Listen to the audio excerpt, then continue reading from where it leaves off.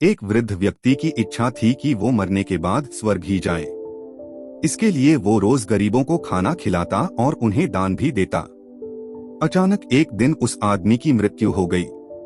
उसका एक बेटा था जिसे मालूम था कि मेरे पिताजी मरने के बाद स्वर्ग जाना चाहते थे। उसका बेटा यह सुनिश्चित करना चाहता था कि उसके पिता स्वर्ग में गए हैं कि नहीं, पर समझ नहीं आ रहा था कि कैसे। गांव के कई विद्वान लोगों ने सलाह दी कि गौतम बुद्ध, जो कि एक ज्ञानी व्यक्ति हैं, यदि वह स्वयं तुम्हारे पिता की सिफारिश करें तो तुम्हारे पिता यकीनन सीधे स्वर्ग में चले जाएंगे। इसलिए वह गौतम बुद्ध की तलाश में निकल पड़ा। खोजने के बाद उसने पाया कि गौतम बुद्ध एक विशाल सरोवर के सामने एक वृक्ष के नीचे बैठे थे।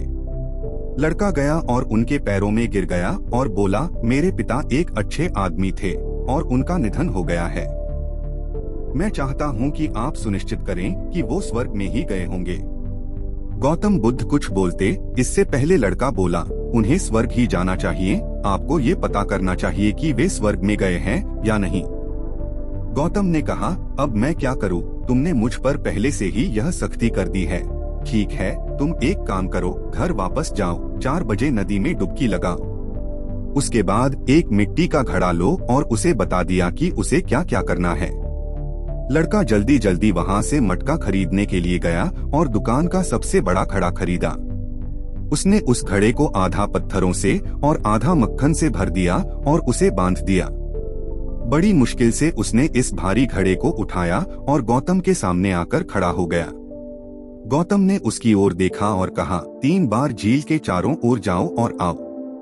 वह आदमी इस भारी बर्तन को लेकर झील के चारों ओर 3 बार घूमा। जब वह आया और गौतम के सामने खड़ा हो गया तो वह बहुत थक चुका था। गौतम ने उनकी स्थिति और उनके दृढ़ संकल्प को देखा। उन्होंने उससे कहा, बस पानी में चलो, चलते रहो जब तक पानी तुम्हारे सीने में न आ जाए। वह पानी के अंदर गया। तब गौतम ने कहा, अब धीरे से बर्तन को अंदर आने दो। बर्तन अंदर गया और डूब गया। गौतम ने एक मोटी छड़ी उठाई, उसके पास फेंकी और कहा, छड़ी लो और अब एक ही झटके से तुम बर्तन को तोड़ दो। तोड़ने के बाद यदि पत्थर तैरने लगे और माखन डूब जाए तो समझ लेना तुम्हारे पिता स्वर्ग में गए हैं, अन्यथा नहीं। घड़ा पानी के नीचे था और वह आदमी थक गया था। वह बोला, एक झटके से तोड़ना एक मुश्किल काम है। गौतम बुद्ध ने कहा, लेकिन तुम्हारे पिता स्वर्ग जा रहे हैं, क्या तुम हार मान सकते हो? वह वहीं खड़ा हो गया और तैयार हो गया। उस आदमी ने उन सभी देवताओं के बारे में सोचा जिन्हें वह जानता था और उसने अपनी सांस रोक रखी थी। एक ही झटके में बर्तन टूट गया और मक्खन ऊपर आ गया। उसने इस अपवित्रता की ओर देखा, मक्खन ऊपर आया, अब क्या करें? उसने गौतम की ओर देखा।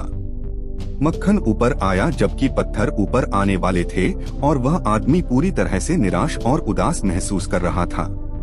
फिर वह मुड़ा और वापस चलने लगा।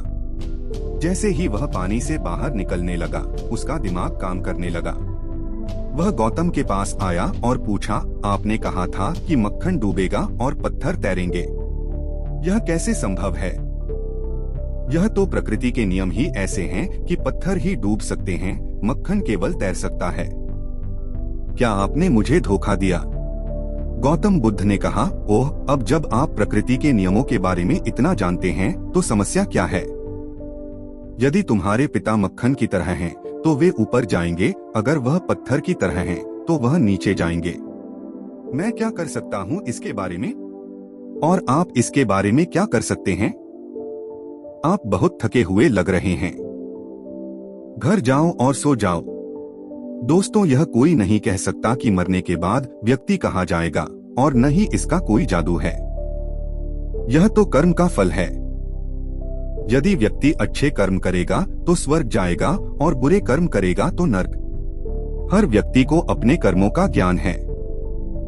अगर वीडियो अच्छी लगी हो तो लाइक कर देना, और अगर ऐसी ही और एजुकेशनल वीडियो देखना चाहते हो तो हमारे चैनल को सब्सक्राइब कर लीजिए, क्योंकि मैं आप लोगों के लिए ऐसी ही एजुकेशनल वीडियो लाता रहता हूँ।